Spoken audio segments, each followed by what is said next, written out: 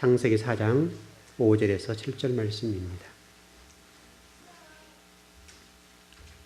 예, 같이 한번 합독하실까요? 시작.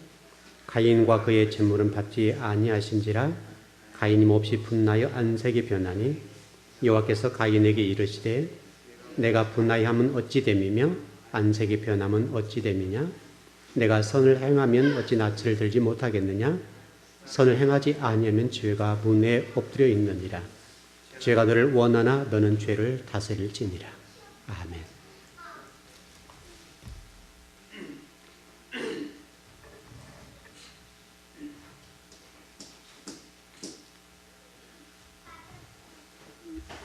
누가복음 6장 26절의 말씀 보면요, 이런 말씀이 있어요. 제가 지난번에 여기까지 좀 앞부분까지 공부하다 마쳤는데, 모든 사람이 너희를 좋게 말할 때 너희는 화가 있다. 그들의 조상이 거짓 예언자들에게 그와 같이 행하였다. 제가 전번에 이런 얘기를 했잖아요. 설교를 듣고 어떤 진리에 관해서 은혜를 받았습니다, 이런 말 말고요. 그냥 우리가 지금 죄를 짓고 있고 잘못 살고 있는데 거기에 대해서 또 그런 성도들이 설교자에게 목사님 너무 말씀 좋았습니다, 이렇게 하면 안 된다는 것이죠. 그 얘기죠. 누가복음 6장 26절에서는 모든 사람이 너희를 좋게 말할 때 그것은 주의 종이 화가 있다. 그리고 우리 구약 선지서 예언서에 보면 하나님이 일단 교회를 심판하실 때 강단에서부터 심판이 내려오겠다. 이런 늙은 자부터 심판한다고 그랬으니까 그래서 강단이 무거운 자리고 무서운 자리죠. 또 여러분에게도 이 강단에서 진리를 잘 전해주는 강단이면 여러분의 영혼이 살 수가 있고, 만일 강단에서 말씀을 제대로 못 전해주면 여러분도 죽는 것이죠. 그래서 굉장히 중요해요. 자, 여러분, 우리 인생을 살아가는 데 있어서 우리 어떤 물질적인 것들, 건강, 또 명예, 또 지식들 다 필요한 것들이죠. 다 필요하죠. 다 필요한 것이 좋은 거예요. 나쁘질 않아요. 여러분, 지식이 있으면 성경을 공부하는 데 있어서 도움을 받을 수가 있고요. 또 물질이 있으면 그 물질을 잘 쓰면 굉장히 귀하게 쓸 수가 있고 의미 있게 쓸 수가 있다고요. 그래서 우리 교회 한 100억 있다 합시다. 그럼 아마 멋지게 일할 수 있을 것 같아요. 멋지게 일하고 말고요. 일이 좋은 거예요. 물질이라고 하는 것은. 또 지식도 좋은 거고 좋은 것인데, 문제는 뭐냐면 거기다 너무나 의미를 두어버리면, 거기다가 가치를 두어버리면 그것이 이제 부패하기 시작하는 거예요. 그래서 우리 인간이 그 좋은 것들을 가지고 가치를 너무나 갖다 두어버린 경우는 그것이 우리를 부패하도록 만들어요. 우리를 썩게 만들어요. 그러나 최근에 이제 우리 목사님들 사이에서 이런 좀 운동이 일어나는데, 과거에는 우리 목회자들이 어떻게든 교회에서 열심히 헌신하고 충성해서 좀 큰 교회로 가고, 큰 교회를 간 다음에 또 큰 교회로 가려고 하는 목회를 했었어요. 그래서 어떻게든지 잘 보이려고 하는, 어떻게든 교회를 막 부흥시키려고 하는 이런 운동을 많이 했었어요. 개인적으로 다들. 근데 지금은 이제 조금 의식 있는 목사님들이 그러지 말자. 우리가 작은 교회를 만들어서 작은 교회를 건강하게 세워가자. 그리고 작은 교회가 의미가 있고 가치를 두면 한국교회가 건강해진다. 그래서 우리나라가 뭐죠? 그 중산층이 무너졌죠. 중산층이 무너졌다는 말은 우리나라가 굉장히 부강하게 됐는데 건강성을 지향하는 데 있어서는 좀 실패했다 이 말이거든요. 왜냐하면 이 밑에가 튼튼해야, 왜냐하면 이런 식이 되잖아요. 이런 피라미드 같이 잘 사는 사람들이 있어야 됩니다. 밑에가 근데 튼튼해야 돼요. 밑에가 튼튼해야 이 잘 사는 사람들 통해 더 아름답게 되는 거죠. 근데 우리나라 지금 표현이 어떻게 될지 모르겠는데, 이게 잘 사는 사람들이 소수가 되는데 소수이고 이 중이 없어요. 그 밑에가만 있는 거예요. 이런 식으로 됐다고 할까요? 이렇게 표현이. 이런 식으로 되다 보니까 이게 지금 문제가 되는 거예요. 중상층들이 든든하게 받쳐줘야 되는데 한국 교회가 그동안에 대형화 되다 보니까 중형교회가 없어져 버렸어요. 중형교회가 없어지다 보니까 한국교회가 힘을 잃어버린 거예요. 그래서 지금 많은 목회자들이 이제는 교회를 좀 찢어 나누자. 이런 운동을 하고 있고 실제로 조금 성과를 거두고 있어요. 조금 거두고 있어 다행이에요. 어떻든 여러분과 저에게 물질이라고 하는 것은 굉장히 좋은 것이고 지식도 좋은 것이고 또 명예도 좋은 것이지만은 거기에다 너무 의미를 두면 안 돼요. 의미를 두고 가치를 두기 시작하면 부패하고 썩어요. 그래서 우리 성경에서는 이런 얘기를 해요. 물질이라고 하는 것은 좋은 것이지만 이 물질이라고 하는 것이 우리 인생의 중심이 되면 그때부터 우리는 부패하고 썩는다. 이런 식의 성경의 가르침이 있어요. 그래서 실질적으로 가라지와 같은 역할들, 예를 들어서 하나님과 반대편에 있는 사람들은 인간적인 소리를 훨씬 좋아하고 강단에서 진리를 전해주는 싫어해요. 이런 것들이 이제 가인과 같은 삶이고 아벨은 그렇지 않죠. 그래서 저와 여러분들이 이 강단에서 진리가 선포되도록 해줘야 되고 또 여러분 진리가 선포되면 그 진리 말씀대로 살면 되는 거예요. 그럼 여러분들이 유익 있고 복된 삶을 살아갈 수가 있어요. 중요한 것은 강단에서 복된 진리 말씀을 전해줘야 돼요. 제가 그 목회를 해보면서 이제 다양한 사람을 만나는데 제가 좀 처음에 목회할 때 이런 분들이 좀 계셨어요. 교회가 그 지역사회에서 좀 이렇게 이미지가 안 좋았어요. 왜 이미지가 안 좋았는가 하면 성도들 가운데 핵심적인 멤버들이 사채놀이를 했었어요. 사채놀이를 하면 돈을 받아야 되니까 좀 사람들이 악랄해지잖아요. 악랄해지다 보니까 동네 사람들이 얘기하기를 그 교회 사람들이 그런 사람들이다 이 소문이 나 있었어요. 그럼 제가 당연히 목회자로서 강단에서 메시지를 바르게 강하게 전해주겠잖아요. 그러면 그분들이 좋아해요? 안 좋아해요? 안 좋아하죠. 굉장히 싫어한다고요. 굉장히 싫어해요.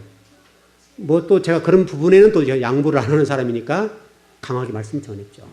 말씀을 전했는데 그 결과로 그분들이 나중에는 이제 태클이 막 들어오고 그랬죠. 그때만 해도 제가 지금으로부터 30대 후반 정도 됐었으니까요. 굉장히 저도 이제 그때는 기백도 있었을 거예요. 더 지금보다도 말씀을 강하게 전했겠죠. 그 사람들이 굉장히 제 설교를 싫어했어요. 굉장히 싫어하고 저한테 직접 그분이 하는 얘기가 있었어요. 목사님 너무 세다 이거예요. 너무 세다. 이런 식의 어떤 얘기를 할 때에 목회자가 어떻게 되겠어요? 그 목회자가 그걸 타협해야 됩니까? 설령 그래서 중논 안에 있더라도 메시지를 전해야 되겠죠. 그게 목회자의 자리죠. 그래서 목회자의 자리가 어렵고 힘든 거예요. 그래서 그것 때문에 제가 초창기 목회하는 동안에 굉장히 어려웠어요. 한 3년 6개월 정도까지는 은혜 받고 교회가 부흥되고 성도들이 환호했죠. 왜냐하면 새벽 예배 때도 성경을 한 시간씩 가르쳤는데 그때 새벽 예배 때 성도 가운데 거의 4분의 1이 나왔어요. 한 50명씩 예배에 나왔어요. 50명씩. 새벽 예배에. 1시간씩 성경을 가르쳤는데 한 50명씩 나왔으니까 굉장히 많이 나온 거죠. 그래서 성경을 가르치는 성도들이 은혜 받고 그때 막 그 진리에 관해서 맛을 본 분들이 정말 저한테 와가지고 뭘 섬길까요? 뭘 섬기고 막 그랬다고요. 그러면 교회 여러 가지 사정들 봐서 이렇게 좀 섬겨보시죠. 그러면 뭐 즉각했어요. 근데 놀랍게도 그때 헌신했던 사람들 그때 하나님 물건을 부어주시는 거예요. 엄청나게 복을 받았어요. 그런 분들 가운데. 그래가지고 그분들이 정말 신앙생활하는 재미를 봤다고요. 그런데 이제 그게 말씀이 계속 선포되다 보니까 또 그런 어려움도 있는 거죠. 근데 참 목회자가 어렵죠. 그럴 때는. 그래서 제가 이제 하나님 앞에 밤마다 나가서 기도를 했는데 보통 11시 정도 강단에 가서 이제 무릎을 꿇고 기도를 했었어요. 기도를 했을 때 하나님께서 제가 하신 말씀이 너는 진리만 전해. 그렇게 말씀하셨다고요. 그래서 저는 무조건 진리만 전했어요. 물론 어려웠죠. 어렵고 힘들고 고통스러운 일도 있었고 그렇지만 그러나 그 부분이 제가 뭐 하나님 아시니까 그냥 그대로 전했던 기억이 있어요. 그런데 그분 그렇게 했던 사람들의 삶의 결과가 어떻게 되겠어요? 여러분 결과는 나타났겠죠. 그렇게 되어간다고요. 되어가는데 여러분과 제가 인생을 살아가고 신앙인으로 살아가면서 정말 가인과 같은 길을 걸어가는 것은 그래서는 안 돼요. 아벨과 같은 정말 죽음의 그런 삶들을 걸어가야 되고 그 길을 따라가면 하나님이 아세요. 순간적인 어떤 것들 때문에 그런 핍박에서 주의 종도 사람이기 때문에 왜 두려움이 없겠습니까? 그런 일들이 왔을 때 저에게 이렇게 댓글이 들어오잖아요. 이제 그만하시라고 이런 식이 될 거 아니에요. 그럴 때 사람으로서 왜 두려움이 없겠어요? 그렇지만은 말씀을 제대로 전하게 됐는데 지금도 그냥 돌이켜 보면 그때 이렇게 뭐 생생하죠. 어떤 상황들이 생생한데 한 번도 제가 그 부분에 대해서는 지금도 잘못됐다 생각을 안 해요. 그 부분에 관해서 설령 어려운 일이 있었고 힘든 일이 있었지만은 그 힘든 일들 때문에 그걸 포기할 수는 없잖아요. 물론 그분들이 지금 어떻게 생각하는지 몰라요. 어떻게 생각하는지 모르지만 그러나 저는 지금도 그 부분에 관해서 잘했다 싶어요. 근데 여러분도 마찬가지. 신앙생활 하면서 자, 여러분 개인적으로 누구를 한 사람을 탁 잡아서 설교를 해본 적이 없죠. 전체 성도에서 메시지를 전하기 때문에 여러분들 그런 생각을 가지고 메시지를 들으면 안 돼요. 하나님이 나에게 주신 말씀이다. 이렇게 들으면 여러분들이 아벨이 되는 거예요. 근데 만일에 여러분들이 가인과 같은 입장으로 말씀을 듣게 되면 그것은 굉장히 어렵다고요. 힘들고 어렵게 되는 그런 부분을 볼 수가 있어요. 결국 가인과 같은 삶을 산 결과가 뭡니까? 첫 번째 살인자가 되었어요. 첫 번째 살인자가 되어서 정말 성경에 참 치욕스러운 부분으로 설명을 하고 있죠. 그래서 이 살인자가 되었다는 사실은 우리에게 상당히 어떤 교훈을 많이 줘요. 그래서 이 살인이라고 하는 것은 우리 10계명 가운데 대신관계 계명, 우리 신학적으로, 그 다음에 대인관계 계명, 이런 어떤 관계 문제가 형성이 되는데 이 앞부분을 놔두더라도 뒷부분에서 예를 들어서 여러분 5계명부터서 10계명 사이에 부모를 공경하라 라고 하는 부분을 빼고 6계명이 여러분 뭐죠? 6계명이 살인하지 말라잖아요. 살인이라고 하는 성경에서 고의적인 살인은 아주 나쁜 것이어서 살인자에 관한 성경 뭐라고 설명하냐면 죽이라는 거예요. 무조건. 고의적인 살인. 우리 전번에 창세기 공부하면서 아벨에 관련된 부분을 공부하면서 뭐죠? 그 도피성 얘기를 공부했었죠. 도피성 공부를 하면서 6군데의 도피성을 두어서 고의적으로 살인하지 않는 부분에 관해서 피할 수 있는 길을 주었고 대제사장이 죽을 때는 나와서 자유로운 몸이 되는 그 대제사장이 누구냐? 예수 그리스도다. 이런 공부를 했었단 말이죠. 살인이라고 하는 부분은 성경에서 아주 안 좋은 것으로 설명하고 있고 성경 계명 가운데 아주 중요한 부분으로 다루고 있어요. 민수기 35장에서도 이 부분에 가서 이렇게 설명해요. 살인자는 고의로 살인한 부분이에요. 고의로 살인한 부분에 관해서는 반드시 죽여라. 그래서 여러분 구약 성경에 보기엔 성도들이 다른 사람을 고의적으로 살인하는 경우는 어떻게 합니까? 그냥 돌로 쳐 죽이는 거예요. 그게 성경의 법이에요. 그렇게 지금 되어 있고요. 마태복음에서 보니까 이보다 더 강화됐어요. 예수님께 친 말씀하신 건데 마태복음 5장에 보면 이렇게 되어 있어요. 옛 사람들에게 이르기를 살인하지 말아라. 누구든지 살인하는 사람은 재판을 받을 것이다. 한 것을 너희가 들었다. 그러나 난 너희에게 말한다. 자기 형제나 자매에게 성내는 사람은 누구나 심판을 받는다. 자기 형제나 자매를 모욕하는 사람은 누구든지 의회에 불려갈 것이요 형제나 자매를 바보라고 하는 사람은 누구든지 지옥 불 속에 던짐을 받을 것이다. 구약은 사람을 죽인 경우, 신약인 경우는 형제 자매에 대해서 욕하거나 또는 뭐라고 얘기합니까? 성을 내거나 모욕하거나 바보라고 얘기하는 사람들은 어떻게 한다는 얘기예요? 살인으로 간주해서 지옥에 던지겠다. 이렇게까지 나온다고요, 지금. 그럼 신약의 성경이 훨씬 살인이라는 규정이 강화됐죠. 그래서 오늘 공부를 좀 이 부분을 좀 해보려고 그래요. 그래서 우리가 어떤 믿는 사람들에 관해서 화를 내거나 모욕하거나 바보라고 얘기하는 것은 우리 신약적으로 얘기하면 살인자라고요. 그럼 우리가 다 포함되어 있는 거죠. 그래서 하나님 은혜가 필요한 거예요. 저와 여러분이 사람을 미워할 수 있잖아요. 때로는 모욕적인 부분도 있잖아요. 그러니까 우리가 이미 그런 부분에 관해서는 가인과 같은 역할이다. 그래서 요한 1서 3장 15절에는 바로 우리를 향해서 뭐라고 얘기하면 너희들이 가인이야. 이렇게 말씀하고 있다고요. 그래서 여러분들이 예수님의 십자가상의 죽으심이 정말 큰 은혜라고요.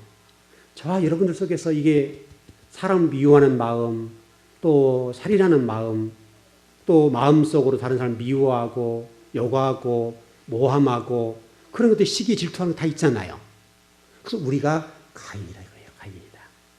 그래서 여러분과 제가 그 하나님의 은혜 안에서 어떤 자유로운 자가 됐다 하는 것을 생각해 볼 때에 감사한 일이 아니냐. 저와 여러분 그러니까. 성경 이 부분에 굉장히 강조를 하고 있어요. 하나님의 은혜를 떠나버리고 자기만의 어떤 삶을 추구하고 자기가 중심이 된 사람들은 모두가 다 가인과 같은 삶을 산다.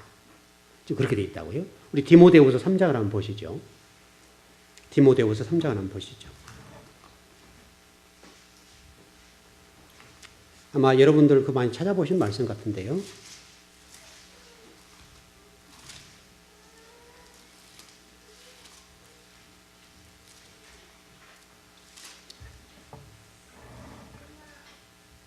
여기에 아주 중요한 메시지가 있습니다.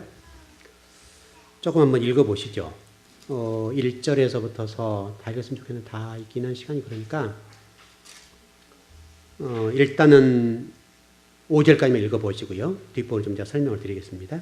자, 같이 한번 합독하 시작. 너는 이것을 알라. 말세에 고통하는 때가 이르러 사람들이 자기를 사랑하며 돈을 사랑하며 자랑하며 교만하며 비방하며 부모를 거역하며 감사하지 아니하며 거룩하지 아니하며 무정하며 원통함을 풀지 아니하며 모함하며 절제하지 못하며 사나우며 선한 것을 좋아하지 아니하며 배신하며 조급하며 자만하며 쾌락을 사랑하기를 하나님을 사랑하는 것보다 더하며 경건의 모양은 있으나 경건의 능력은 부인하니 이 같은 자에게서 내가 돌아서라. 아멘.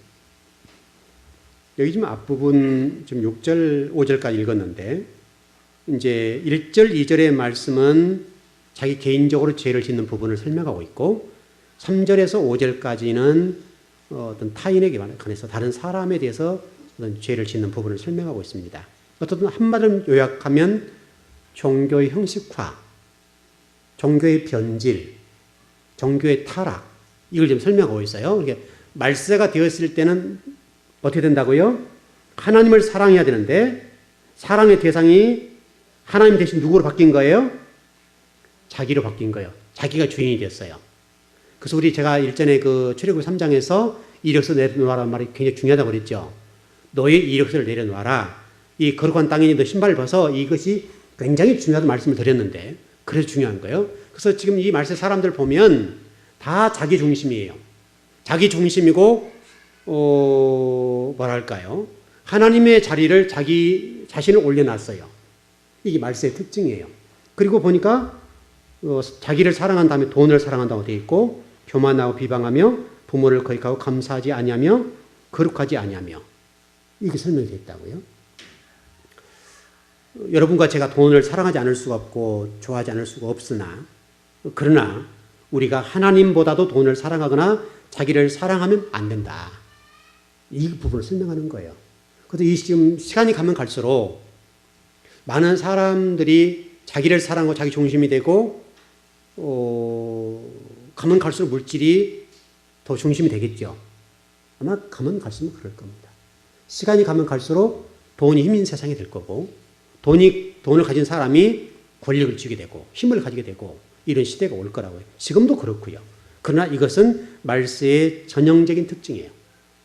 여러분 돈이라고 하는 것은 좋은 것이지만 돈은 내 개인의 안위와 내 개인의 평안과 내 개인의 어떤 영달을 위해서 존재하는 것은 아니에요. 모든 사람이 공평하게 살 수 있는 물질 이렇게 된다면 좋겠죠. 그런 물질이 돼야 되겠는데 그런 것들이 안 되니까 어떤 종교라고 하는 것이 형식화되고 종교가 변질되고 타락이 되어서 어려움이 있다. 종교가 변질되고 종교가 형식화되고 종교가 뭐랄까요? 죽어버리면 그 민족의 희망은 없어요. 그 민족의 희망을 찾을 수가 없어요. 유일하게 찾을 수 있는 길은 종교밖에 없는데 종교가 변질되어 버리고 종교가 형식화되고 종교가 완전히 세상화되어 버리면 답이 없어요. 희망이 없어요. 이런 측면에서 여러분 교회가 할 일이 굉장히 많아요. 그래서 교회가 깨어나야 돼요. 교회가 부지런히 깨어나서 교회가 형식화 또는 변질, 타락이라는 부분에서 빠른 속도로 회복이 돼야 돼요. 이제 그러려고 한다면 좋은 주의 종들이 많이 나와야 되고 또 좋은 교회들이 나와야 되고 좋은 성도들이 나와야 돼요. 그러면 그것이 서서히 영향력을 끼치게 돼요. 그럼 언젠가 모르게 그 힘을 발휘할 수 있다고요. 여러분 그것을 우리는 부단히 그것을 위해서 기도할 수가 있어야 돼요. 그런데 그럼에도 불구하고 말세에 살 수 있는 길을 설명해 놓은 말씀이 있어요. 앞부분 좀 더 설명드리면 시간이 가는데 10절부터 한번 보시죠. 10절만 보시면 좀 설명을 드려볼게요. 나의 교훈과 행실과 의향, 믿음과 오래 참음과 사랑과 인내와 박해를 받음과 고난과 또한 안디옥과 이고니온과 루스드라에서 당한 일과 어떤 박해를 받은 것을 내가 과연 보고 알았거니와 주께서 이 모든 것 가운데서 나를 건지셨느니라. 이런 식으로 좀 말씀이 전개되죠. 무슨 얘기냐면 여기서 교훈이라고 하는 토라의 말씀이고요. 말씀, 토라. 그 다음에 행실이라고 일상생활에서 실질적으로 어떤 행동적인 측면 그런 부분을 설명할 수 있겠고 의향이라고 하는 것을 무엇을 하고자 하는 마음 이런 것이 의향이죠. 의향이란 말은 우리 이해되시죠? 그런 부분이고 믿음, 그거 설명할 필요가 없고 오래 참음, 사랑, 인내, 박해 이런 것들은 설명할 필요가 없겠죠. 그래서 중요한 것은 가장 첫 번째가 뭡니까? 교훈, 토라. 토라가 교훈이라고 그랬죠? 토라가 교훈이고 길이다. 그런 설명이니까 여러분 신약 성경에서도 토라가 중요하다는 설명하고 있잖아요. 이 실질적으로 토라가 가지고 있는 그 힘이라고 하는 것은 대단한 거예요. 토라를 제대로 알면 인생의 답이 보이고 토라를 알면 형통의 문제가 풀리고 인생의 모든 것들이 풀리게 돼 있어요. 핵심적인 것이니까. 그래서 여기서 이 말세에 우리가 살 수 있는 길을 열어놓았다. 이렇게 좀 정리를 일단 하면 될 것 같아요. 예, 계속해서 말씀 나가보면 어떻든 간에 지금 가인은 이게 지금 그 디모데후서의 말씀과 같이 창세전 바로 그 부분 때부터 가인의 삶은 자기를 사랑하고 자기가 중심이 되고 하나님을 끌어내리는 그런 삶을 살았단 말이죠. 그걸 좀 설명하기 위해서 그런 거예요. 어떻든 그렇다고 한다면 이렇게 좀 정리를 할 수 있겠어요. 가인이 아벨을 죽였는데 무엇 때문에 죽였을까? 이런 설명이 필요하죠. 그래서 오늘 아까 설명드렸던 것처럼 시기와 질투 이 부분이 가인이 아벨을 죽이는 데 있어서 결정적인 역할을 해요. 그러니까 하나님 중심, 말씀 중심이 아니 되면 그래야 되는 거예요. 그래서 여러분 그 요한계시록 8장에 보면 영적 1차 환란기라고 하는 것이 와요. 근데 영적 1차 환란기가 오는데 그 환란기 때 보게 되면 무엇이 문제가 돼서 오냐면 진리의 말씀을 전해준 자가 없어서 그렇게 와요. 그 말씀이 신명기 29장에서 보면 하나님을 떠나고 하나님을 버리게 된 결과로 주의 종들이 어떤 말씀을 전한다 그랬어요? 하늘 말씀을 전하지 못하고 백성들 죽는 말씀을 전해주는 거예요. 다시 한번 요즘식으로 얘기하면 단 말씀을 전해주는 거예요. 그래 잘한다. 잘한 것을 잘한다고 했잖은데 잘못 가고 진리를 벗어났음에도 불구하고 잘하고 있다라고 설명해 준다고. 이게 쓴물인 거예요. 이게. 그래서 신명기 29장에서 그 부분 때문에 별들이 떨어지고 우리 요한계시 1장에서는 별이 뭐라고 그랬어요? 주의 종 사자 이렇게 설명되어 있잖아요. 그래서 이 1차 환란일 때 별들이 떨어짐으로 인해서 어떤 쓴물을 먹이게 되니까 백성들이 죽어져서 그때 굉장히 환란이 온다. 그러니까 여러분 진리 말씀을 먹는다는 자체가 굉장히 중요하고 이 진리 말씀을 먹지 않는 결과로 신명기부터 말씀하고 있는 것처럼 영적 환란기가 와버려요. 여러분이 영적 환란기가 와서 굉장히 고통스럽다고요. 지금 시대 여러분들 뭐 굉장히 우리가 부강한 민족이 되었습니다만은 부강한 민족이 됐는데 왠지 모르게 백성들이 다 불행하다고 얘기한단 말이죠. 이게 신비한 얘기죠, 이게. 굉장히 경제적인 측면에서는 좋아졌고, 뭐, OECD 국가 가운데 그렇고, 세계 여러 가지 측면에 봤을 때 우리나라가 지금 엄청 잘 산 거거든요. 잘 살고 있는 백성들은 왠지 모르게 불행하다고 얘기하고, 왠지 모르게 사람들이 힘들다고 얘기를 한다고요. 왜 그러겠습니까? 이건 바로 영적인 문제예요. 우리 정신의 문제, 영적인 문제가 어려워지니까 사람들이 힘들다고 얘기해요. 여러분 영적인 부분이 만족이 되면요. 우리 그 요한 3서의 말씀에도 기록이 됐던 것처럼 내 영혼이 복을 받은 만큼 요한 2서 3절입니까? 요한 2서 3절에 보게 되면 내 영혼이 복을 받은 만큼이란 그리고 여러분 영혼이 복을 받는다는 게 굉장히 중요하고 여러분 말씀의 은혜를 받고 말씀이 선포되고 말씀이 전해지고 있다는 사실이 굉장히 중요하다. 하나님이 중심이 되고 말씀이 중심이 된다고 하는 사실은 너무너무 중요한 거예요. 그래서 여러분들이 이 시대에 여러분들이 정말 복된 삶을 살고 평화로운 삶을 살려고 한다면 여러분들 진리 말씀을 먹으셔야 돼요. 진리 말씀을 읽으셔야 돼요. 배우셔야 돼요. 그러면 여러분 삶 속에 평강이 있어요. 물질적으로 고통이 있을 수 있어요. 환경은 변하지 않을 수 있어요. 나에게 주어진 어떤 어려운 일을 바뀌지 않을 수도 있어요. 그러나 우리 영적으로 만족하게 되면 그 만족한 것들 때문에 이 모든 것들이 이겨나갈 수 있는 힘이 생겨요. 이겨나갈 수 있는 힘이 생기기 때문에 그 환경에 개의치 않고 갈 수가 있어요. 그러나 이 환경이 변하지 않는데 영적으로 만족하지 못하거나 영적으로 힘들어지면 이 환경은 너무너무 힘든 거예요. 그래서 정말 이 시대에말로 저와 여러분들이 부지런히 말씀을 먹어서 영적인 뭐랄까요? 그 1차 순환기와 같은 이런 일들이 오지 않도록 해야 돼요. 여러분에게는 그게 안 와야 돼요. 여러분들 진리 말씀을 먹게 되면 그건 자연스럽게 넘어가는 거예요. 우리 여러분 인생을 살아가면서도 마찬가지잖아요. 그래서 이 부분에 관해서 우리 누가복음 18장 8절에서는 이렇게 설명해요. 말세에 믿는 자를 보겠느냐. 여러분 지금 우리 신앙인들 얼마나 많습니까? 말세 지말이라고 얘기하는데 지금 신앙인들이 얼마나 많냐고요 지금. 쉽게 설명하면 간단히 얘기해서 4명 가운데 1명은 예수 믿는 사람이잖아요 지금. 4명 가운데 1명 정도, 5명이 1명 정도 예수 믿는 사람들인데 근데도 불구하고 지금 믿는 사람들이 없다고 성경이 설명한다고요. 말세에 믿는 자를 보겠느냐. 단순하게 교회에 나온 사람 얘기한 것 같지는 않잖아요. 정말 하나님을 구주와 주님을 믿고 있고 정말 천국을 소망하고 천국이 내 인생의 모든 전부인 것, 바로 이것을 바라보고 신앙생활하는 성도들이 많지 않다고 하는 것이 말세의 특징이에요. 지금 말세의 지말이고요. 말세의 지말에는 더욱더 그렇다고 하죠. 말세의 지말에는 세상 사람들과 같이 똑같이 자기를 사랑하고 자기 외에는 없는 거예요.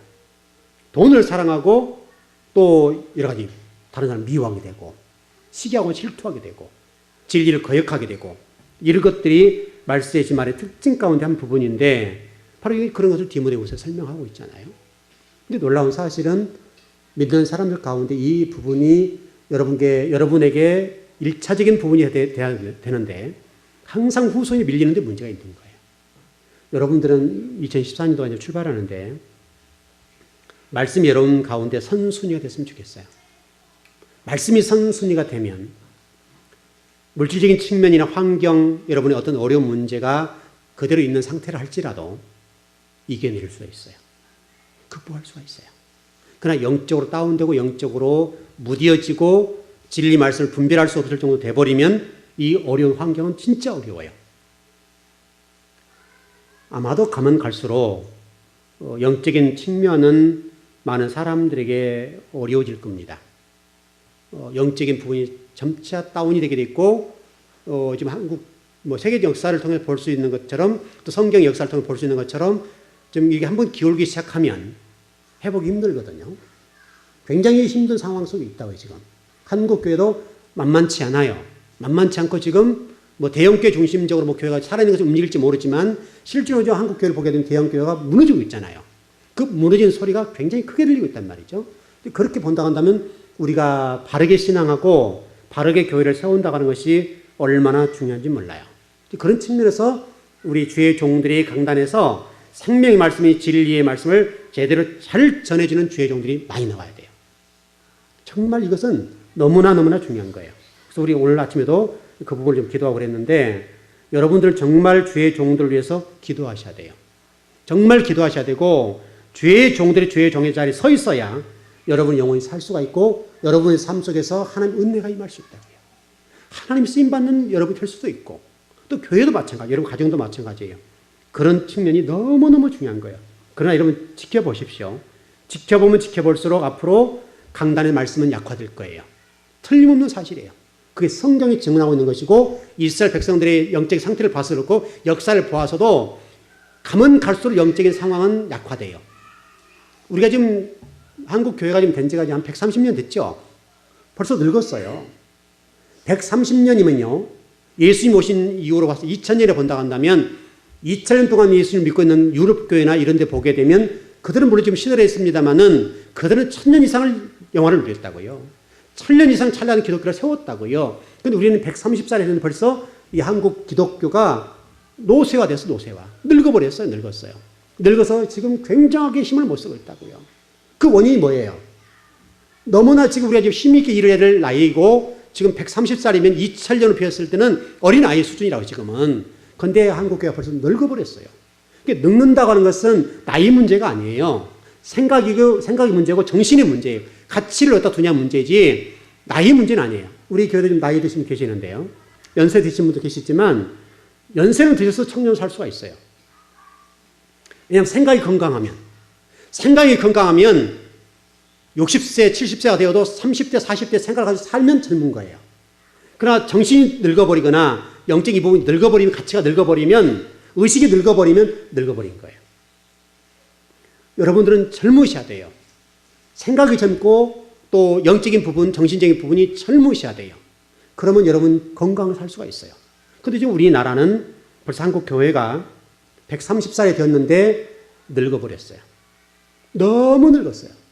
늙은 정도가 아니라 상당히 늙었어요. 다시 지금 이 130살밖에 안 먹은 이 한국 교회가 회복하려고 한다면 정말 진리 말씀으로 무장하고 정말 뼈를 깎는 아픔으로 우리 교회가 세워져야 돼요. 그래야 교회가 건강하게 세워질 수 있어요. 이렇게 안 되니까 우리 이단들이 많이 나오고 막 한국 교회에서 막 공격하잖아요. 그 이단들이 지금 교회를 향해서 얼마나 막 공격을 합니까? 속수무책이다, 속수무책이에요. 그들이 얼마나 성경 공부를 많이 하는데요. 여러분들 지금 오늘 금요일 나와서 공부하시는데요. 그 사람들은 정말 성경 공부를요, 일주일에 몇 시간씩 공부해요, 몇 시간씩. 계속 교회에 나와서. 그들을 얘기하는 교회에 나와서 엄청나게 트레이닝을 받아요. 훈련을 받는다고요. 정말 공부 많이 해요. 근데 우리는 지금 이 단순하게 공예배, 수요일, 금요일, 주일, 이 정도밖에 안 하잖아요. 그들은요, 평상시 예배뿐만 아니라 평소에 나와서 공부를 얼마나 세게 가르치는지 몰라요. 그래서 성경을 너무너무 잘 알아요. 잘못 가르쳐서 문제지. 그러나 상당한 부분은 잘한다고요. 다 틀리지가 않아요. 상당히 맞아요. 상당히 맞는 부분이 너무 많아요. 잘 가르친다고요, 여러분요. 여러분들 지금 오늘 한 시간 나와서 공부하고 좀 예배 드리시는데 아마도 힘드실 겁니다. 그러나 우리는 그렇게 한가를 얘기할 수가 없어요. 그 사람들 몇 시간씩 막 훈련을 받고 얼마나 훈련을 시키는지 몰라요. 우리는 그들보다 훨씬 공부를 더 해야 돼요, 지금요. 물론 우리 교회가 그동안에 계속해서 공부를 해왔기 때문에 우리 교회의 수준은 상당히 될 겁니다. 상당히 됐지만 그래도 여러분 그 사람들과 1:1 막 부딪히면 당황해요. 왜냐하면 그 사람들은 성경 구절들 잘못 배웠던 것들을 들고 돌아서 얘기하기 때문에 막 당황한다고요. 여러분 성경 가운데 예를 들어서 한 절에도 자기들이 원하는 부분이 아닌 것은 가려버려요. 그리고 어떤 부분만 보여줘요. 제가 친히 그 사람들하고 얘기를 해봤으니까 알잖아요. 가리고 얘기해요. 앞뒤 문맥을 봐야 되고 한 절 안에도 앞뒤를 봐야 되는데 딱 자기들 필요한 구절만 가지고 얘기를 하니까 부분만 가지고 얘기를 하니까 잘못하면 당한다고 얘기해요. 우리가 그렇게 공부를 많이 해도. 그 사람들은 자기들이 필요한 부분을 공부하기 때문에 그쪽은 전문가가 되어 있어요. 근데 우리가 지금 이런 정도로 공부해 나가지만 그 사람들에 비하면 게임이 안 돼요. 엄청나게 공부해요. 또 성경을 가르치는 사람들은 말할 거 없고요. 그 사람들은 잘 가르쳐요. 그러다 또 교묘한 수법이 있잖아요. 얼마나 교묘하게 들어와서 성경을 가르치는지 기가 막히게 가르친다고요. 근데 우리가 지금 이렇게 한가하게 쓸 수가 없어요. 이 모든 것들은 결국 기독교가 약화되고 성경을 가르치지 않는 결과로 이와 같이 됐어요. 그 사람들이 타동하겠다는 사실은 우리 잘못이에요. 그 사람 욕할 것 아니에요. 우리 기독교가 개신교가 진리를 바르게 못 가르쳤기 때문에 그 영적인 갈증, 영적인 갈급함 이걸 느끼는 과정 속에 수요와 공급의 법칙에 의해서 생겨난 거예요. 또 성경에 여러분 예수님 당시에도 이런 것도 있었잖아요. 그러니까 그 사람들과 불쌍히 보기보다는 우리가 분투하고 우리 열정적으로 공부해서 그 사람들과 능가하는 공부를 해야 돼요. 열심히 해야 된다, 열심히. 그래서 우리 교회도 지금 초급반, 중급반 다 공부를 하잖아요. 계속 공부해 나갈 건데 부지런하게 공부하셔야 돼요, 부지런하게. 저에게 막 매달려야 돼, 실질적으로. 목사님 가르쳐 주세요, 가르쳐 주세요. 이렇게 해야 된다고요. 그래야 여러분 성경을 제대로 공부할 수가 있는 거 아니에요? 이게 좀 이제 더 우리 성도들이 올 2014년도는 더 부지런히 공부해서 초급반은 부지런히 공부하고 중급반, 고급반 계속 공부하는 거. 이거 열심히 해야 돼요, 열심히. 그 길밖에 없어요. 여러분 영적으로 살아나는 것, 뭐 직장, 사업, 자녀, 손 말할 거 없어요. 그게 살아나야 여러분이 살아나요. 여러분 유대인 공부하시는 거 보세요. 우리 영상을 봤지만 유대인들은 정말 아빠가 딱 직장 갔다 퇴근하고 와가지고 아이를 불러 공부를 시키잖아요. 탈무드를 공부시키고 미드라시라 같은 이것들을 공부를 시키잖아요. 또 성경도 공부시키고 또 그들을 살게 만들고. 그러니까 그 사람들이 얼마나 이게 박시한지 몰라요. 또 미국 안에서도 그 사람들이 탈무드 같은 공부하게 되면 인정해 주잖아요. 인정을 해준단 말이죠. 그만큼 뛰어난 민족이 된 거예요. 그게 모두 어디 성경 속에 다 나온 거예요. 그러니까 여러분들이 오늘 이 밤에 나와서 공부하시는데 여러분들 정말 여러분의 삶의 우선순위와 또 인생의 어떤 지향하는 바에 있어서 말씀을 공부하고 영적인 부분을 채우는 데 있어서 부지런하셔야 돼요. 부지런해야 돼요. 여러분 그 부지런한 새가 뭐 먹이를 더 먹는다는 말이 있잖아요. 그런 것처럼 부지런하게 공부해야 돼. 부지런하게. 어떻든 우리 즐거운교회 성도들 가운데는 정말 주님을 구주와 주님 믿고 주님 오실 때 하자가 없는 성도들 체험받았으면 좋겠어요. 그래서 주님께서 말씀하셨던 것처럼 말씀 있는 자를 보겠느냐라고 하는 물음표잖아요. 믿는 자를 보겠느냐라고 하는 말은 많다는 말이 아니에요. 사람들은 많은데 믿는 사람이 없다. 이 말이잖아요, 지금. 그런 뉘앙스니까 여러분들 안에는 그런 물음에 해당이 되지 않았으면 좋겠어요. 모두가 정말 주님이 인정하실 만한 그런 성도들이 되었으면 좋겠습니다. 어떻든 저와 여러분의 삶 속에서 시기와 질투의 문제 가지고 살인자와 같은 그런 역할을 이제는 안 했으면 좋겠고 과거에는 어쩔 수 없었다 하더라도 또 우리가 성경을 잘 모를 때는 그럴 수가 있겠으나 요한복음 11장도 그 부분이 또 다루고 있어요. 시기 질투의 문제를 다루면서 53절 같은 데 보니까 죽이려 모의했다. 예수님까지도 이 시기 질투 때문에 넘어져요. 십자가를 지셨어요. 물론 십자가를 지셔야 되지만은 대제사장 서기관 바리새인들이 예수님이 오시기 전에는 모든 사람의 소나기가 자기들 안에 있었어요. 대제사장, 서기관 바리새인, 모든 유대인들 가운데 뭐 초대교회 뭐 성도를 할 것 없이 모든 영향권이 자기 손에 있었어요. 근데 예수님이 오셔가지고 막 말씀을 가르쳐 버리니까 막 뒤집어지잖아요. 그러니까 이때 근본적인 그 원인으로 예수님을 죽이려고 모였던 가장 핵심이 뭐냐면 질투에서 질투 시기. 왜냐하면 자기 정치인 영역, 어떤 영적인 영향력이 축소된 것 때문에 예수님을 죽이자고 모이기 시작해요. 이게 질투 시기에서 출발해요. 그래서 창세기 4장에서 질투 시기가 나왔던 것처럼 예수님을 십자가에 못 박을 때도 대제사장 서기관 바리새인들이 질투 시기 문제를 들고 나와서 예수님을 십자가에 못 박아요. 출발은 그랬겠어요, 여러분. 출발을 시기와 질투로 가지고 예수님을 십자가에 못 박자라는 얘기가 나오기 시작했다고요. 우리 집 교회 안에도 마찬가지예요. 우리 교회는 이제 다행히 그런 것 없어서 다행입니다만은 교회 안에도 그럴 수가 있어요. 우리 교회는 그런 것이 없었으면 좋겠어요. 성도 상관이 서로 용납하고 이해하고 서로 사랑해주는 그런 공동체, 그런 공동체가 돼야 돼요. 그런 공동체가 돼야 되고 부지런하게 하나님을 아는 일, 또 말씀을 아는 일, 이런 일에 관해서는 열심히 하시고 성도의 장점을 부지런하게 여러분들을 배우셔야 돼요. 단점 보지 말고요. 단점 보지 마시고 장점을 보려고 장점을. 잘하는 부분. 그것을 여러분들 화해해서 여러분들 더 성숙한 그리스도인이 되었으면 좋겠어요. 이거 굉장히 중요합니다. 어떤 사람은 다른 사람을 장점을 못 보고 단점만 봐가지고 그 단점을 가지고 계속 얘기하는 사람. 근데 본인들도 잘못된 거죠. 그러나 장점을 보고 장점을 배우려고 하는 사람은 좋은 사람이죠. 여러분들은 다른 사람의 단점 가지고 얘기하지 말고 장점을 보고 장점을 가지고 배우려고 하십시오. 벤치마킹. 다른 기업, 다른 사람, 교회 이것들을 잘 보아서 좋은 점, 장점들을 배우시라고요. 그러면 여러분들 인생을 살아가는 데 있어서 굉장히 도움이 돼요. 우리 교회에서 기도 많이 하거나 성경을 많이 하는 사람들 있으면 여러분들 배우세요. 어떻게 저분들이 이렇게 성경을 많이 알고 열심히 기도할까? 그걸 배우셔야 된다고요. 이런 분이 있죠. 그분은 성경은 많이 하는데 삶은 꽝이야. 이거 얼마나 이 나쁜 말이에요. 성경 많이 하는데 삶은 꽝이야. 핵심이 어디 있어요, 지금요? 뒤에 있는 거죠? 이거 보지 말고 앞에 보세요. 아셨죠? 성경은 많이 아는데 삶은 꽝이야. 이거 보지 마시고 성경 많이 알아. 저분은 어떻게든지 이렇게, 왜냐면 꽝이지만 그분은 얼마나 노력해서 그가 왔었겠어요. 과거 같은 만이 성경을 안 배웠으면 어떻게 됐겠어요. 성경을 배우니까 그만큼 된 거예요. 아셨죠? 성경을 안 배웠으면 훨씬 더 안 좋은 모습이라고요. 성경을 배우니까 그만큼 변화된 거예요. 그렇게 이해하시면 되겠죠. 그런데 꼭 어떤 분들은 그런 부분도 있어요. 우리 교회 있는 성도는 그렇지 않지만은 어떤 분들은 그분들은 성경을 많이 하는데 인생은 뭐 삶은 꽝이야. 이렇게 얘기를 한단 말이죠. 그것은 아주 안 좋은 모습이에요. 한번 이렇게 정리해 볼까요? 제가 그 신대원 들어갈 때 한 3개월 정도 공부했어요. 3개월 공부했는데 뭐 담임 목회자로서 목회하니까 공부할 시간이 없죠. 새벽기도, 설교, 그다음에 성경 가르치지, 신방 다니지 막 그러니까 정신이 없는 거예요.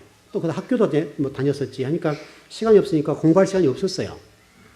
그래가지고 3개월 동안 제가 신대원을 공부했는데 다른 뭐 같은 동기 전사님들은 이미 성경 다 끝내고 모든 공부 끝냈었어요.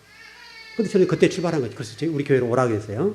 그래서 밥 먹고 자고 그래서 공부를 3개월을 다 했어요. 3개월. 3개월 했는데 자 30년 기출문제를 딱 펴놓고 그걸 분석하고 정리하는 작업을 했어요. 모든 어떤 시험 과목에 관해서 30년 그 기출문제를 쫙 갖다 놓고 분석하고 정리하고 딱딱 해보니까 답이 금방 나오더라고요. 정리하는 동안에 어떤 시험 문제가 어떻게 출제될 것을 알게 됐어요. 알게 되어서 정리해 보니까 내년에 어떤 문제 나올 것이라고 하는 것이 윤곽이 그대로 드러났어요. 드러나서 A, B, C로 했을 때 70% 정도는 기출문제 중심에서 나오니까 70점 맞겠더라고요. 최소한도. 70점은 맞게 되어서 30점 공부를 시작했어요. 어떻게 하면 30점을 더 맞을까? 저는 이미 70이 맞아놨잖아요. 30점 이제 더 공부를 위해서 노력을 했는데 실질적으로 제가 시험을 봤을 때 정말 엉덩이 짓물날 정도 공부를 했는데 공부를 하고 시험을 딱 보는 순간에 잘하면 한 문제 틀렸을 거예요. 거의 뭐 만점 맞았어요. 여러분 쉽지 않아요. 신대원 시험이 만만하지 않아요. 1년 내내 그것만 파도 안 돼요. 그래서 3수, 4수를 하잖아요. 우리 장신대 같은 경우는. 그렇게 하는데 딱 3개월 공부하고 한 달은 정리하고 분석하고 딱 2달 공부한 거예요. 다른 과목도 또 있으니까요. 그렇게 공부를 했는데 3개월 만에 그냥 공부를 한 거예요. 가능해요. 인생을 살아가면서 있어서 똑같아요. 공부도 똑같아요. 우리 학생들과 우리 지금 다 우리 그 대학 가는 아이들 제가 공부 가르칠 때 꼭 이거 방법을 가르쳐 줘요.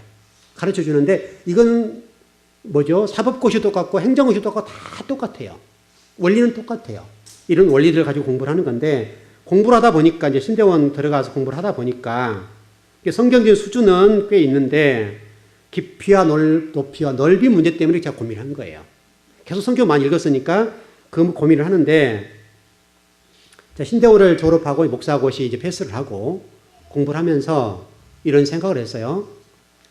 목회를 어떻게 하면 좋을까 생각을 하다가 뭐 이미 저는 뭐 말씀을 중심으로 가기로 결단했었으니까 그렇게 하고 한국에 있는 정말 권위자들을 추려봤어요. 추려보니까 몇 분이 딱 떠올라요. 구약학자, 신약학자, 또 목사님들 가운데 이렇게 몇 분들이 딱딱 떠올랐어요. 그래가지고 그분들이 가지고 있는 모든 논문, 저서, 또 성경 가르치는 동영상 이것들을 제가 쫙 목사님들 끄집어내가지고 교수들을 쫙 선별해서 정말 성경을 꽤 잘 가르치다는 우리나라 최고의 권위자들만 쫙 뽑아낸 거예요. 그래놓고 10년 동안 제가 의자에서 팠어요. 여러분 제가 무슨 얘기하는 거 아시겠죠? 장점을 보라 이거예요. 그분들이 잘하는 부분을 파내서, 왜냐하면 교수들 가운데 어떤 뭐 토라를 잘 가르친 분이 있고 어떤 분은 애언서, 어떤 분은 역사를 잘 가르친 분이 있겠잖아요. 그런 부분을 쫙 추려내니까 딱 답이 나와요. 그래서 10년 정도 제가 의자에서 아주 뭐 정말 밤잠 안 자고 하루에 한 4시간 이상 뭐 그 정도밖에 안 자고 10년을 공부한 거예요. 그러니까 그분들이 이분은 이게 잘 못 가르치구나 이게 보이기 시작한 거예요. 그리고 그 가운데 또 목사님들 가운데 성경을 좀 내놓으라고 가르친 분들을 쫙 추려가지고 그분들을 공부하기 시작한 거예요. 그렇게 10년을 파서 10년을 파니까 성경이 보여요. 그리고 어떤 교수들이 가르치는 거나 목사님 설교할 때 저번에 뭐가 약하구나. 이게 답이 보이는 거예요. 자, 여러분도 인생을 살아가면서 어떤 한 분야의 전문성을 가져야 되겠는데 그러려 한다면 최고로 뛰어난 사람들을 벤치마킹 하세요. 몇 사람을 벤치마킹을 하면 그 부분을 공부하는 동안에 여러분들이 뛰어난 사람이 될 수 있어요. 그리고 그 이후로 제가 성경을 계속 혼잡하고 지금도 때로는 어떤 성경을 잘 가르치는 분 계시면 자, 그분들 강의를 파버려요. 파면 그분이 이 강의한 내용을 보면 이제는 이분은 이게 잘못 가르치고 있구나, 잘 가르치구나 알아요. 그 좋은 것만 제가 받아들여요. 좋은 것만. 여러분도 인생을 살아가면서 있어서 한 번 정도는 그렇게 공부를 해야 돼요. 어떤 분야든지 관계없이 최소한도 그렇게 공부해야 돼요. 그렇게 공부하면 그 분야의 전문가가 될 수 있어요. 사업도 똑같고 어떤 것도 똑같아요. 공부도 똑같아요. 그렇게 하면 언젠가는 여러분들이 놀라운 실력을 가질 수가 있어요. 그렇게 공부한 거예요. 그렇게. 여러분도 몇 사람의 뛰어난 어떤 사람들이 있다면 그 뛰어난 사람들, 여러분이 필요로 하는 여러분의 어떤 재능이 맞는 그 분야의 전문가들을 몇 사람 정도 딱 추려내서 그 전문가들에 관련된 공부들, 논문, 책들, 저서들, 강의, 이 내용을 파세요. 그러면 여러분 전문가 될 수 있어요. 사업도 똑같고. 여러분들 뭐 공부하는, 우리 교회에서 공부하는 내용들은 우리 공부하면, 한 부분을 들으면 될 거고, 성경에 관련되어서는 그렇게 배우면 돼요. 자, 최대한 잘 가르칠 테니까. 어떤 그렇게 공부를 한 세월이 지금 이게 계산해 보니까 거의 20년 가까이 됐어요, 이제는. 20년이 왔어요. 성경 읽는 시간 빼고요. 한 20년 오다 보니까 이제는 성경이 어느 정도 조금 보여요, 조금 보여요. 여러분 좀 벤치마킹 하라는 얘기예요. 여러분 신앙이라는 부분도 마찬가지고 교회 안에서도 잘하는 성도를 바라보면서 저분은 왜 저렇게 저거를 잘할까? 왜 신앙이 좋아졌을까? 이걸 보시면서 삶은 꽝이하지 마시고 그분이 잘하는 분야에 대해서 여러분 벤치마킹을 하시라고요. 그리고 여러분들이 그걸 여러분 꼭 하세요. 그리고 여러분도 그런 일들에 관해서 몇 번만 그렇게 해놓으면 여러분도 뛰어난 사람이 될 수가 있어요. 여러분, 그래야 여러분 발전할 수 있어요. 발전할 수 있고 여러분도 어떤 분야에 뛰어난 사람이 될 수 있어요. 여러분이 속해 있는 어떤 분야 관계없어요. 어떤 분야라도 그 분야의 최고가 돼요, 최고가. 최고가 되기 위해서는 부단한 노력을 부단히 잠 안 자고 해야 돼요. 그런 굉장한 노력이 필요해요, 굉장한 노력. 그 정도의 어떤 일을 물지 않으면 여러분들은 최고가 될 수 없어요. 유대인들이 최고가 될 수밖에 없는 것은 그런 거예요, 유대인들은. 독하게 공부해, 독하게. 독하지 않으면 안 돼요. 그런 부분에 관해서는. 정말 이를 물고, 악물고 공부를 해서 어떤 분야의 최고가 되는 그 노력을 하시라고요. 신앙이 되면 더욱더 그래야 돼요. 특별히 여러분들 뭔가 한 가지 재능을 가지고 있는 어떤 분야에 대해서 최고, 하다못해 쓰레기를 치우는 청소부가 된다 하더라도 그 분야의 최고가 되셔야 된다고요. 그건 굉장히 괜찮은 거잖아요. 뭐가 되는 건 중요하지 않아요. 여러분의 재능에 따라서 여러 가지 상황에 따라 다르겠지만은 여러분 식사 같은 거 좀 표현이 거칠지 죄송합니다. 소도 같은 거 잘 우겨만 잘해도 요즘 먹고 살아요. 최고가 되면 그것도 잘하면 되는 거예요. 여러분 그게 경쟁력이잖아요. 여러분 김치 하나만 잘 담아도 경쟁력이잖아요. 뭐 하나만 잘해도 돼요. 그러니까 그 분야의 최고가 되셔야 돼요. 그건 굉장한 노력해야 돼요. 굉장히 노력. 여러분 성경도 똑같고 적어도 여러분들이 신앙이라고 한다면 어떤 성도가 믿음이 좋아야 되겠다는 어떤 그런 결단을 가지고 한번 2014년 도전해 보세요. 나는 예배 시간마다 절대 빠지지 않는다. 내가 지금 이를 악물고 목사님 가르치는 공부를 배워서 나는 이 즐거운 게 최고가 될 거다. 이런 도전이요. 저의 힘으로 다 빼가세요. 다 빼가시라고요. 저는 너무나 기쁠 것 같아요. 제가 가르친 건 다 빼가시라고요. 다 빼가셔. 이미 여러분 책도 나온 거 많이 있잖아요. 그 책을 공부하고 또 공부해서 목사님 이거는 제가 좀 이해가 안 됩니다. 좀 가르쳐 주세요. 이렇게 여러분들이 하셔야 될 거 아니에요. 그러면 여러분 신앙이요. 금방 성장합니다. 그리고 하나님 앞에서도 귀하게 인정받을 수도 있고요. 그것이 여러분들이 아벨의 삶을 살 수 있는 길이에요.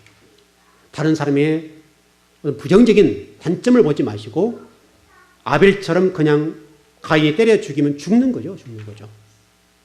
그러면서도 장점화 시키는 것이죠. 그 삶을 살게 되면 여러분 삶 속에 유익이 있을 겁니다. 하나님 귀하게 쓰임받을 수도 있고요. 그런 삶을 사시길 바랍니다. 우리 기도하십시다.